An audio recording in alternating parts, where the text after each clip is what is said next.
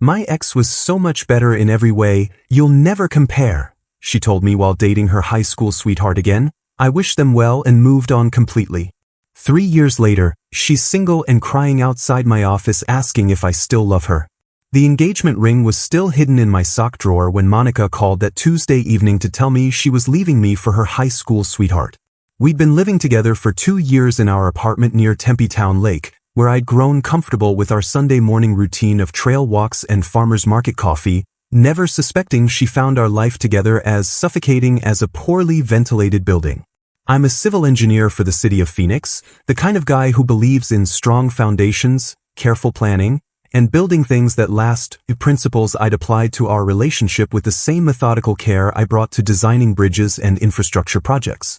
Just 3 weeks before that devastating phone call, I'd spent my lunch breaks visiting jewelry stores in Scottsdale, comparing diamond cuts and settings, mentally rehearsing the proposal I'd planned for our upcoming vacation to Sedona, where I'd reserved a table at Lauberge overlooking Oak Creek, the same spot where she'd first told me she loved me 2 years earlier. The ring I'd chosen was a classic solitaire with a princess-cut diamond, something timeless and elegant that matched her style, and I'd even gotten approval from her best friend Sarah about the design, feeling confident and excited about taking this next step in our relationship. But that Tuesday evening in March, as I sat in my office reviewing blueprints for a new water treatment facility, Monica's call shattered everything I thought I knew about us. "Alex, we need to talk," she said, and something in her voice immediately made my stomach drop, that flat, distant tone people use when they've already made a decision and are just going through the motions of delivering bad news.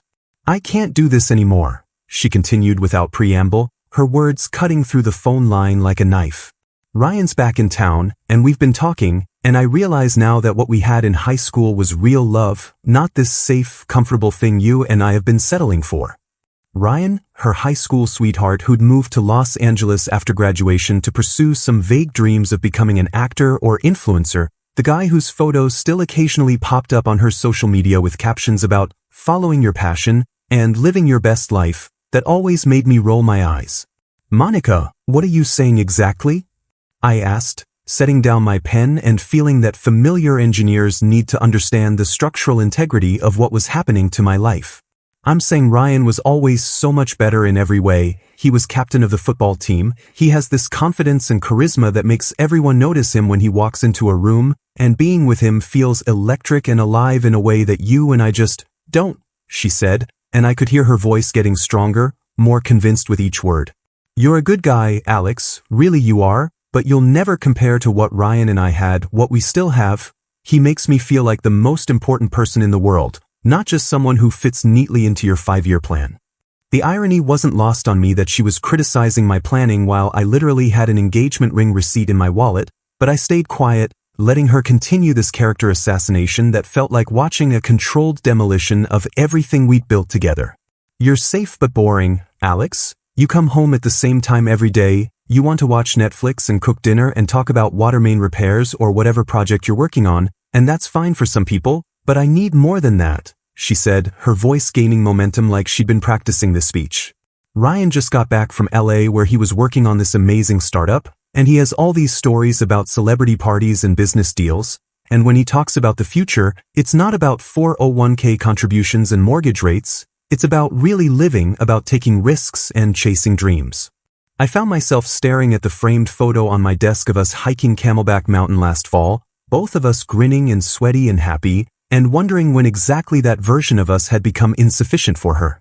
"I've already moved my stuff out," she continued, and I realized this wasn't a conversation at all. It was a notification, a unilateral decision being delivered with the courtesy of a text message breakup, but the personal touch of hearing my inadequacy explained in real time. "Sarah helped me get my things while you were at work today, and I left your key on the kitchen counter." The practical part of my brain immediately started cataloging what this meant, splitting the lease, dividing the furniture we'd bought together, updating my emergency contacts at work, while the emotional part felt like I'd been sucker punched by someone I'd trusted completely. "For years, Monica," I finally said, my voice steadier than I felt. "4 years, and you're ending this with a phone call because your high school boyfriend came back to town and suddenly I'm not exciting enough?" "It's not about excitement, Alex. It's about passion, about feeling alive with someone instead of just existing comfortably," she replied, and I could picture her pacing around whatever friend's apartment she was calling from, probably gesturing dramatically the way she did when she was trying to convince herself as much as her audience. Ryan and I have this connection that transcends the ordinary, this electric chemistry that makes everything feel possible, and I can't pretend anymore that what you and I have is enough when I know what real love actually feels like. The words hit exactly where she intended them to, making me question not just our relationship but my entire approach to life, love, and what it meant to be worth choosing. I hope you understand, she said, her tone softening slightly, probably realizing she'd been particularly brutal. You'll find someone who appreciates your stability, and I really do wish you the best. After she hung up, I sat in my office until the cleaning crew arrived, staring at those blueprints and thinking about how you can engineer a perfect foundation, follow every best practice and safety protocol, and still watch the whole structure collapse because you miscalculated the load it was designed to bear. I could have called her back, could have driven to wherever she was staying and demanded we talk this through like adults, could have pointed out that Ryan had already abandoned her once when bigger opportunities called from Los Angeles, but instead I did something that apparently surprised everyone who knew us. I took her at her word. When I got home that night and saw my keys sitting alone on the kitchen counter like a period at the end of a sentence, I didn't feel the urge to fight for someone who'd already decided I wasn't worth fighting for. I hope you find everything you're looking for with Ryan. I texted her the next morning, my only response to the 3 missed calls and 2 voicemails she'd left overnight, messages I deleted without listening to because I figured if she had something important to say, she'd had 4 years to say it. The next weekend, I methodically packed my belongings into boxes labeled with the same precise handwriting I used for engineering reports, taking only what was clearly mine and leaving behind the furniture we'd bought together, the kitchen appliances we'd registered for last Christmas, and the framed photos of us that suddenly felt like evidence of a crime I hadn't known I was committing. I found a studio apartment in downtown Phoenix, a clean, efficient space in a converted warehouse building where I could walk to work and wouldn't have to drive past any of the restaurants or coffee shops that had become part of our routine. Before I moved my last box, I went through my phone and social media accounts with the same systematic approach I'd used to update project files after a client meeting, blocking Monica on Instagram, Facebook, and LinkedIn, not out of anger but out of the practical recognition that watching someone else live your replacement life wasn't going to help anyone heal. When our mutual friends started reaching out with carefully worded texts asking what had happened, I gave them all the same response. Monica and I decided to go our separate ways, and I wish her nothing but happiness. The consistency of my answer seemed to frustrate people who were expecting drama or at least some juicy details they could dissect over happy hour drinks, but I wasn't about to trash talk someone I genuinely cared about just because she decided I wasn't enough. My friend Jake from the volleyball league actually seemed disappointed when I wouldn't elaborate, saying, "Dude, she basically told you that you're boring and dumped you for her ex, aren't you pissed?" "What's the point of being pissed?" I replied, focusing on the beer in my hands rather than the expectation in his eyes. She made her choice, and honestly, if Ryan makes her happier than I could, then maybe she did us both a favor. The weird thing was, I actually meant it, not the part about doing me a favor because getting your heart shattered definitely didn't feel like a kindness, but the part about wanting her to be happy.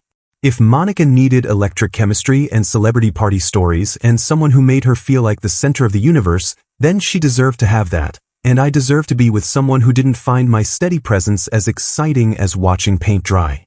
The first month after Monica left, I threw myself into work with the kind of intensity usually reserved for emergency repairs during monsoon season, volunteering for every challenging infrastructure project the city had on the books and staying late to perfect designs that were already more than adequate.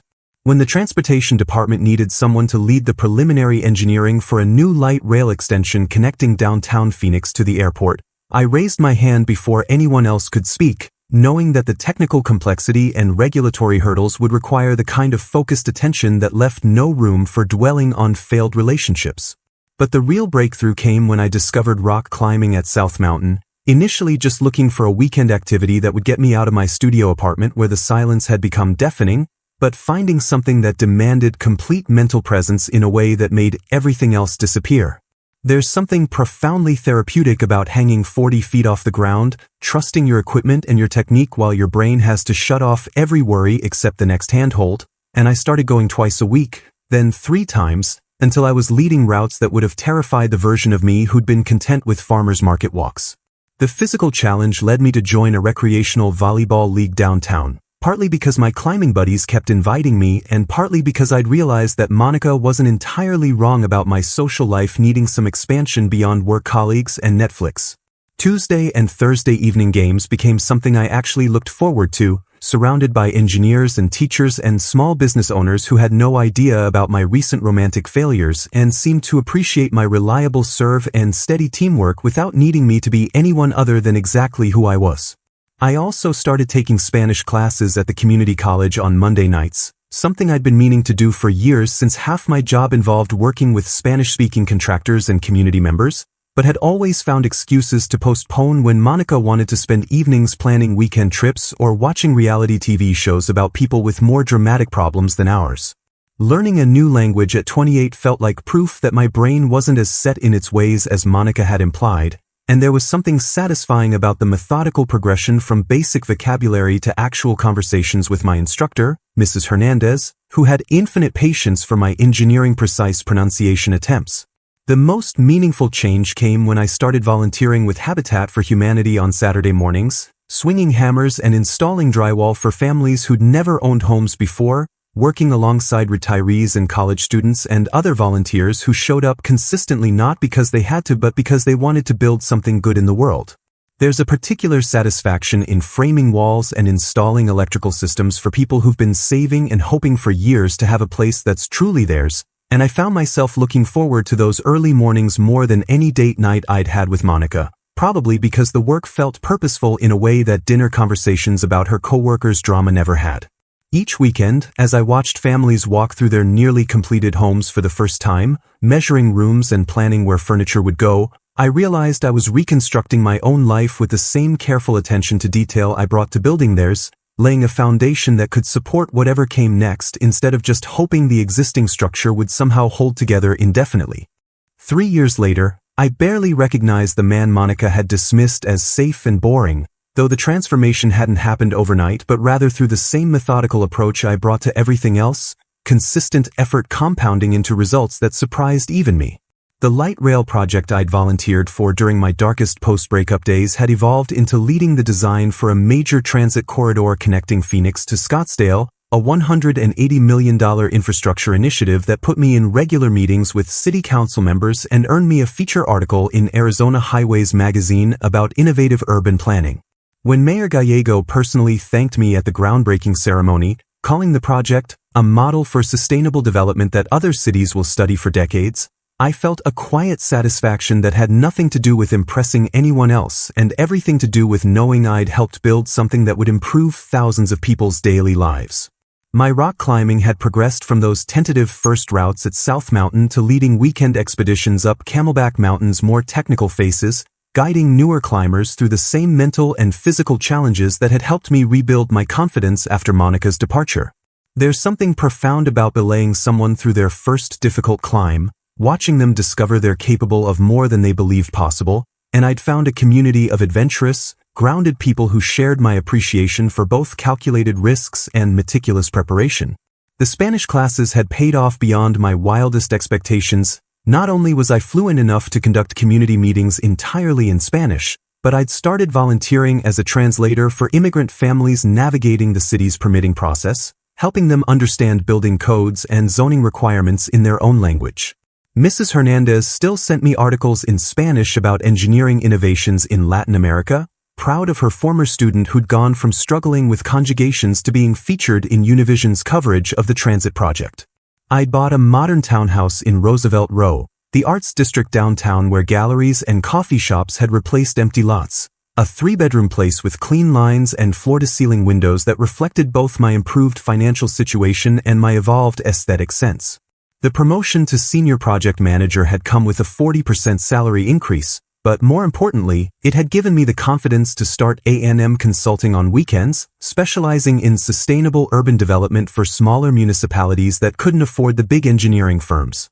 My first client was the town of Wickenburg, where I designed a water conservation system that reduced their municipal usage by 30% while actually improving service reliability, the kind of elegant solution that proved Monica wrong about my capacity for innovation and risk-taking.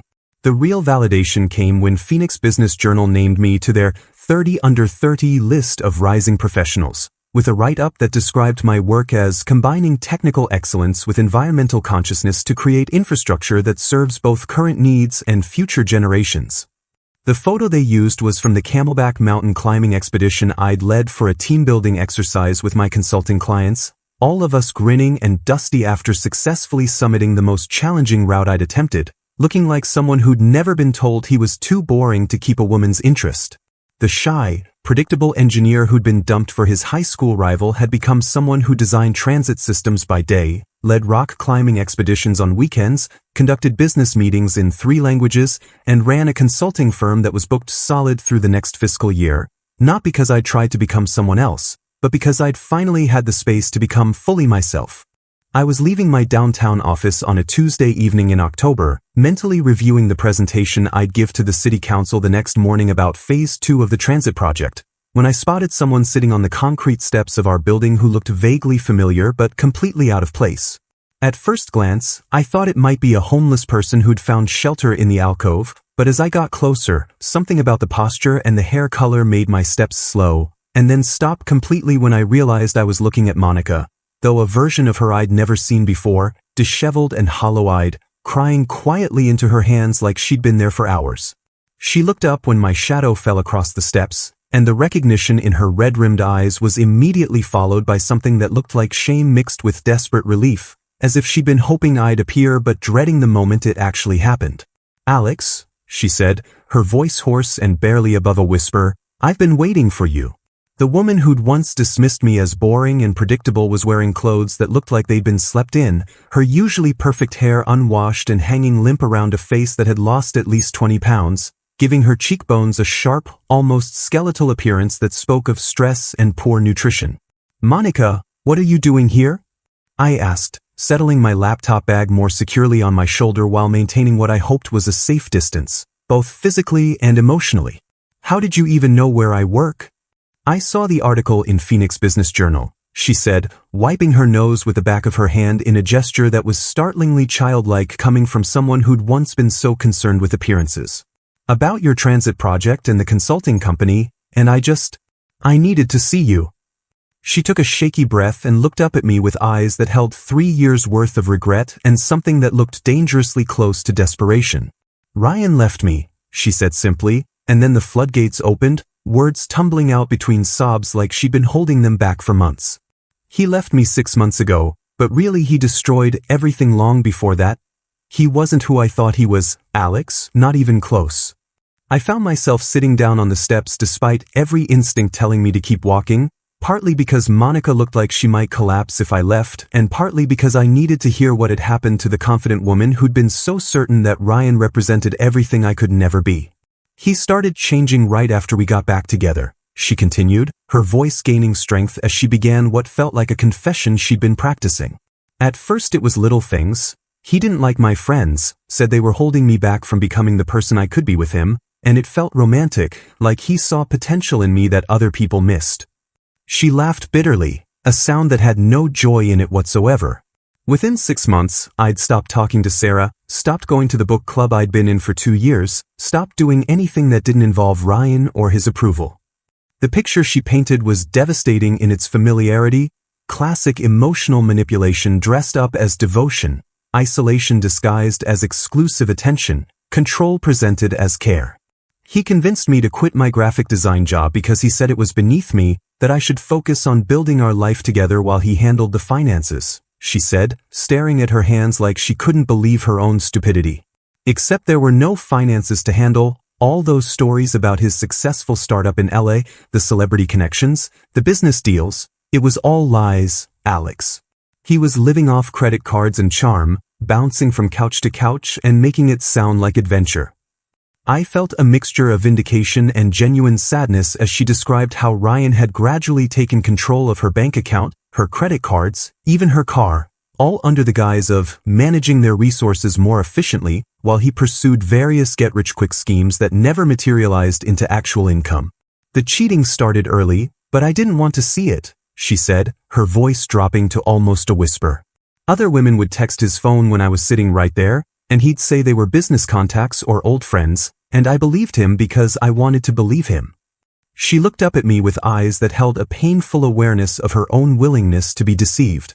I found out about all of them eventually. Sarah from his gym, the bartender at that place on Mill Avenue, even my old coworker Jessica who he met at my company's Christmas party, and when I confronted him, he said it was my fault for being boring and needy and not giving him the space he needed to be successful.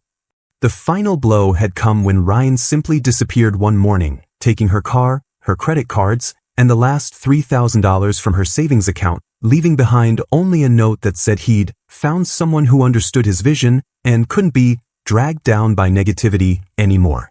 I lost my apartment because I couldn't make rent without his income, which turned out to be mostly my income anyway, and had to move back in with my parents in Glendale, she said, the words coming out like physical pain.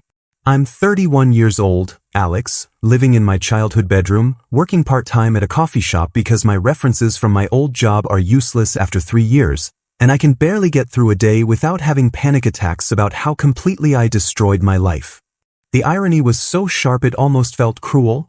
The man she'd claimed was so much better in every way had systematically dismantled everything good in her life while I, the supposedly inadequate backup plan, had built something extraordinary from the foundation of that rejection. We sat in silence for several minutes while Monica composed herself, wiping her face with tissues from a travel pack she pulled from her purse, and I found myself studying this broken version of someone I'd once planned to marry, trying to reconcile the confident woman who dismissed me so cruelly with the fragile person sitting beside me on these concrete steps.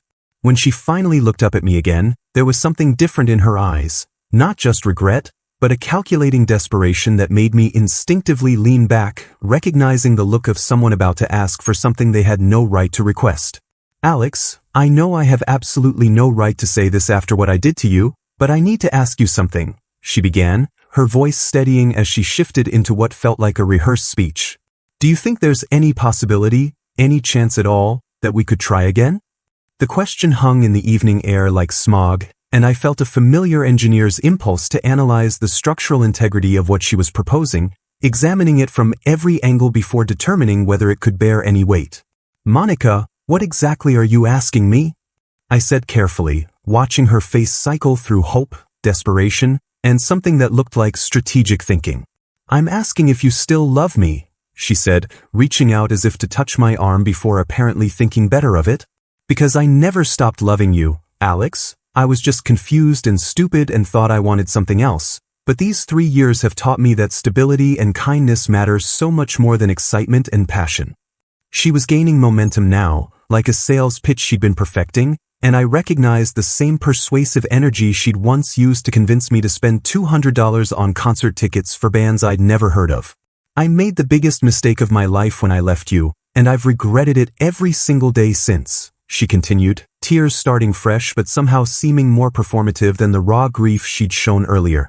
I know now what real love looks like. It's not fireworks and drama. It's someone who shows up every day, who builds something solid and lasting, who treats you with respect even when things get difficult. The words sounded nice, but I couldn't shake the feeling that she was describing the benefits package of a relationship rather than actual feelings for me as a person. I've been following your career online, and Alex, I am so amazed by what you've accomplished, she said, her voice taking on an almost breathless quality. The transit project, the consulting company, that article calling you one of Phoenix's rising leaders, you've become everything I always knew you could be, and I feel like such an idiot for not seeing it before. There it was, the confirmation that she'd been researching my life, calculating my worth, determining whether I'd become successful enough to warrant her renewed interest. I keep thinking about all the good times we had together, she continued, apparently interpreting my silence as encouragement. Remember our first apartment? How we'd cook dinner together every Sunday and plan out our week. Remember that trip to Flagstaff where we got snowed in and just talked for hours about everything we wanted to build together?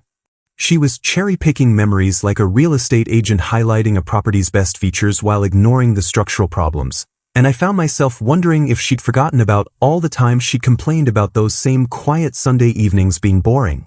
We could have all of that again, but better, she said, leaning closer with the intensity of someone making a final argument to a jury. We're both older now, wiser, we know what really matters. We could build something incredible together, Alex, something even stronger than what we had before. I watched her face as she spoke, seeing not the woman I'd once loved but someone desperately trying to trade on a connection that had died 3 years ago, and I realized that Monica was still the same person who'd left me. She just learned to frame her self-interest in more palatable terms. "You've grown so much, become so successful and confident," she continued, apparently mistaking my analytical silence for consideration. "And I've learned what it means to lose something precious, to understand the value of a man who actually shows up and builds something real instead of just making promises he never keeps." The last part came out with a bitterness that was clearly directed at Ryan, and I understood that this wasn't really about wanting me back. It was about needing someone to rescue her from the consequences of her own choices, and I happened to be the most convenient candidate who'd proven himself capable of providing the stability she now desperately needed. I listened to everything Monica said with the same careful attention I'd give to a client explaining their infrastructure needs, recognizing the genuine pain behind her words while also hearing the strategic calculation that made this feel less like a reconciliation attempt and more like a business proposal disguised as romance. When she finally finished speaking and looked at me with desperate hopefulness, I took a long breath and reached into my wallet, pulling out one of my business cards and writing something on the back before handing it to her. "Monica, I can see that you're going through something incredibly difficult, and I'm genuinely sorry that Ryan turned out to be someone who would hurt you like that," I said, watching her face fall slightly as she realized this wasn't going in the direction she'd hoped. The name on the back is Dr. Sarah Martinez. She's a therapist who helped me work through some difficult times after we broke up, and she has a sliding scale for people who are struggling financially. She stared at the card like it was a rejection letter, which in a way it was, though I hoped she could eventually see it as something more constructive. "Alex, I'm not asking for therapy recommendations," she said, her voice taking on an edge of frustration. "I'm asking if you still love me, if there's any chance for us to rebuild what we had."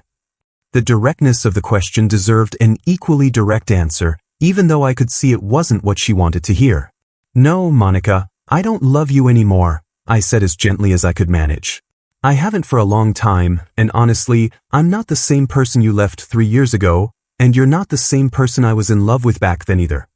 I watched her process this information, her face cycling through denial, anger, and what looked like genuine shock that I wasn't immediately grateful for her return. "The man you're asking to take you back doesn't exist anymore," I continued, standing up and adjusting my laptop bag. "And the woman I loved wouldn't have needed to lose everything before recognizing that stability and kindness have value. She would have appreciated those qualities from the beginning." There was no anger in my voice, no desire to hurt her further, just the quiet confidence that comes from finally understanding your own worth and refusing to accept less than you deserve.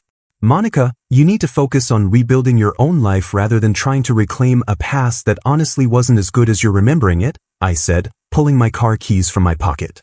"Find a good therapist, maybe consider some job training programs to get back into graphic design, work on understanding why you were willing to give up everything for someone who treated you badly, but don't do any of that for me or because you think it'll win me back." She looked up at me with tears streaming down her face, and for the first time in our conversation, they seemed completely genuine rather than strategic. "I really did love you, Alex," she said quietly. "I know that now."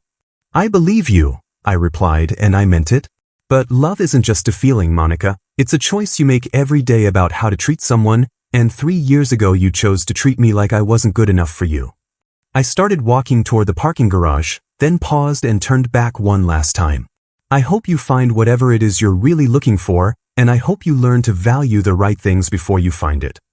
As I walked to my car, I felt something I hadn't expected, not vindication or satisfaction, but genuine gratitude for the painful experience that had forced me to become the person I was meant to be. Behind me, Monica remained on the steps, finally understanding the magnitude of what she'd lost, not just in terms of my success or stability, but in terms of losing someone who genuinely loved her and whom she'd thrown away for a fantasy that had turned into a nightmare. The engineer in me appreciated the symmetry of it all. 3 years ago, she'd rejected the foundation I offered for the excitement of something flashier and less stable, and now she was discovering that strong foundations aren't boring, they're essential, and once you've damaged them beyond repair, you can't just decide to rebuild on the same ground and expect the same results.